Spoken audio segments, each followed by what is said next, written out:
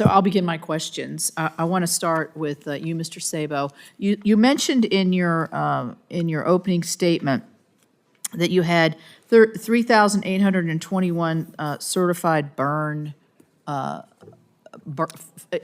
Describe to me, are those individuals that can actually have a prescribed burn on their personal property? Is that how that works? That is correct, Chairman. To the degree, those are the professional practitioners.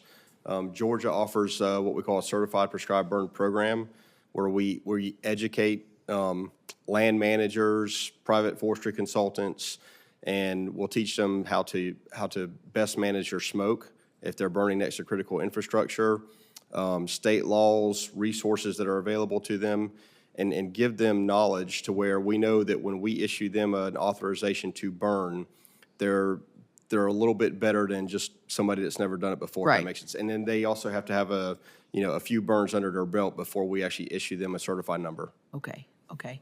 Mr. Wood, as I look at it from a practical standpoint, obviously I'm on the East Coast. I think Mr. Sabo mentioned West Virginia. We have a lot of forest land, and we've had our experience with wildfires, although nothing compared to what you're seeing in Montana.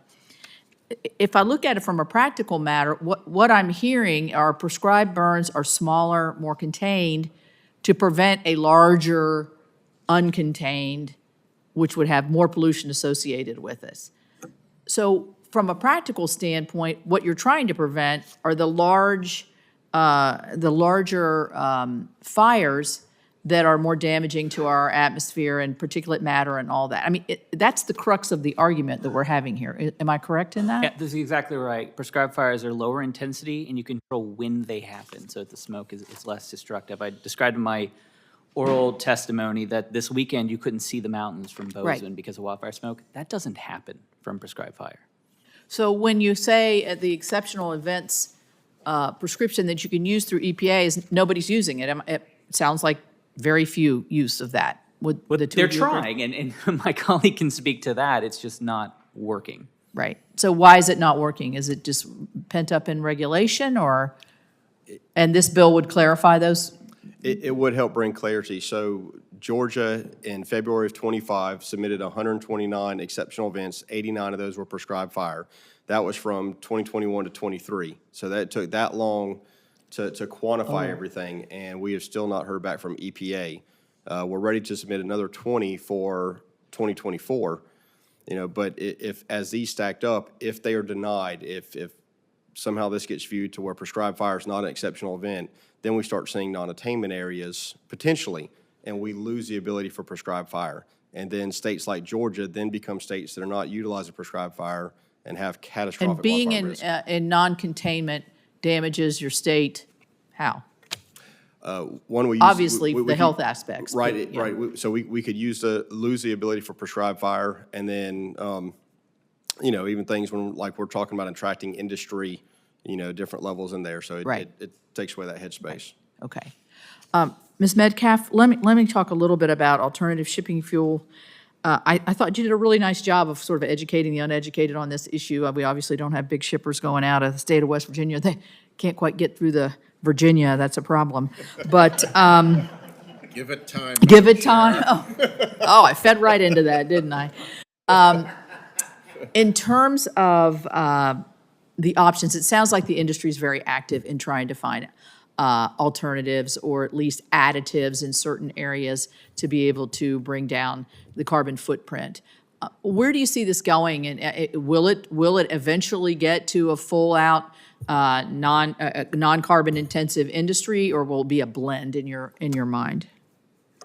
Thank you for the question. Excuse me. First of all, ammonia, hydrogen, my colleague, ICCT, went through a number of them. Methanol, slightly politically hot one, nuclear.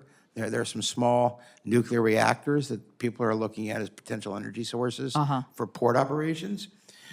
No, I don't think it's going to be a mix. The ultimate goal, excuse me, is to go to zero emissions by 2050. That is the IMO goal. Now, whether we get there or not, we can have that discussion over a beer later. Right. But that is the goal, and there will be no room for high polluting or high GHG emitting vessels as we move through time. As you move forward. The only point I wanted to make also is that we need to look at decarbonization of any source, but especially maritime transportation. It's not a light switch, it's a transition. Right. And it takes time Right. to get there in a wise and economical way. Right, Thank thank you. you. To just, since I'm the only one left here, ask Mr. Sabo, as really the practitioner of, in your state, as the state forester, how long have you been the state forester? September 1st was a year, and I was the deputy prior to that. And kind of to respond to Senator Kelly's questioning, it's, in my view, it sort of left an impression that as a state forester, that you would try to take advantage of loopholes and just go full forward and control burns and have it be, I don't know, that's not in Georgia's best interest. I mean, do you want to make a response to that? Thank you, Madam Chairman. Absolutely. As a prescribed fire practitioner, we really try to uphold that practice to the highest standard, right? We don't want to smoke in population centers. We don't want to take advantage of any rules or loopholes. We really just want to keep our citizens safe and our forest healthy. All WEPA does, from how I read it, is ensure that we keep that practice. I've heard today that it's already there and, it's approved, but I go back to Georgia submitted 129 exceptional events and are yet to hear back. And other than the one that was in, I believe, Nevada County, California, nothing has ever been approved, and that was a single fire. In Georgia, on a good prescribed burn day, so a good winter day, good dormant season burn, there's nothing to have, hundreds of fires going on, around an area at any given time.